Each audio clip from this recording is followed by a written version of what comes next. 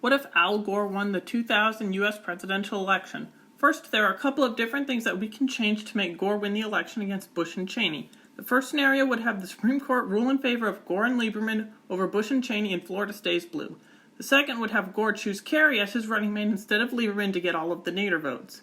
These changes would result in two different scenarios. In scenario 1, the Supreme Court rules in favor of Gore and Lieberman as they had the popular vote against Bush-Cheney. Gore would aim to address climate change issues, infrastructure, and healthcare, but like Bush, his domestic agenda would take a major backseat early on in his presidency as 9/11 still happens. Gore does the invasion of Afghanistan and the war on terror still happens. However, he may not do the Iraq war, but both sides were calling for it as Bush had authorization from Congress to invade Iraq in 2002.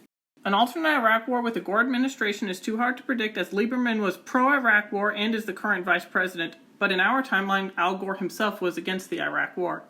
Gore's Iraq policy would likely be a continuation of Clinton's policy, where when Saddam goes nuts with trying to make everyone think he has WMDs, the US says stop and fires some cruise missiles and Saddam backs down.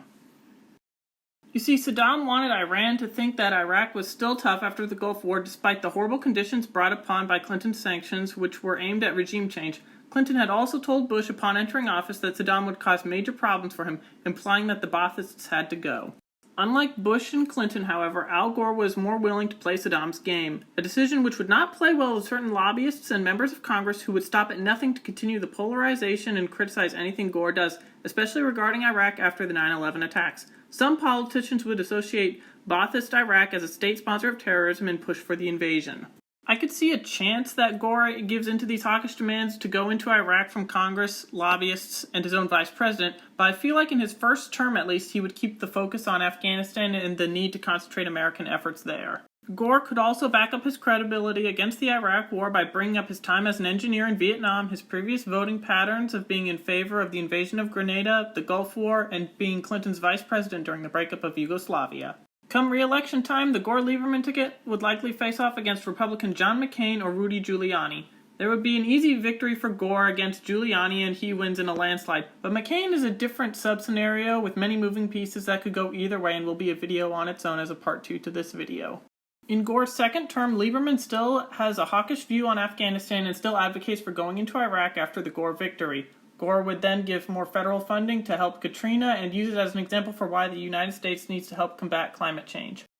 In the 2008 Democratic primary, Secretary of State John Kerry likely defeats National Security Advisor Wesley Clark, Senator Barack Obama, former First Lady, and Senator Hillary Clinton, as well as Vice President Joe Lieberman, who would be the last to drop out and endorse the Kerry-Obama ticket.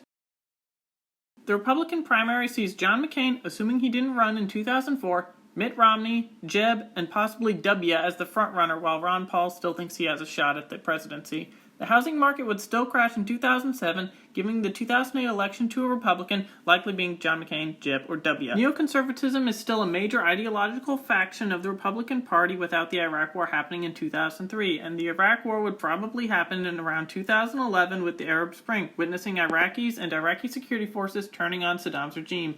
The details of this alternate Iraq war starting with the Arab Spring would be too much for me to talk about in this video, but write in the comments if you want that to be another sequel video. Republicans likely win again in 2012 against Hillary, but could lose in 2016 with Obama as the Democrat presidential candidate, depending on how good the incumbent Republican was. And with that, I'll end this first scenario of this alternate history video.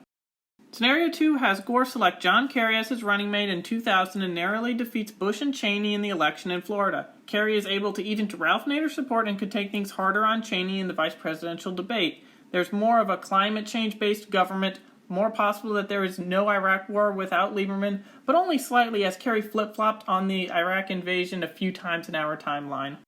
There are pretty much the same domestic policies, but with more congressional criticism and polarization because Kerry is Gore's vice president instead of Lieberman. In this Gore administration, I could see Lieberman being made National Security Advisor. One main difference between these scenarios would be that Lieberman is in a less of a position to become the 2008 Democratic nominee than in Scenario 1, and he pivots more towards being an independent like in our timeline, but a bit earlier. On the other hand, Lieberman could be distanced from the Gore administration's handling of the Great Recession and be in a better position to be nominated in the 2008 election, but he would still not have name recognition from being on Gore's 2000 ticket. Anyway, Lieberman would be critical of Gore and Kerry's perceived dovish foreign policies on the war on terror in the primaries. Kerry could lose the Democratic nomination in 2008 to Secretary of State Wesley Clark or Senator Obama, with Lieberman becoming the running mate in 2008, where the ticket loses to whichever Republican is nominated. In either scenario, if the Iraq War still happens under the Gore administration, there is less neoconservative Wilsonian idealists in high positions such as Bremer, Wolfowitz, Cheney, Rumsfeld, and the Vulcans. Instead, there are more competent leaders in these positions. Hostility from the Republican Party against Gore still exists, as Bush is viewed as a president who would not have invaded Iraq, as Bush's 2000 platform called for some level of American retreat from the world stage, as he was critical of Clinton's nation-building and interventionism in the Balkans and Somalia.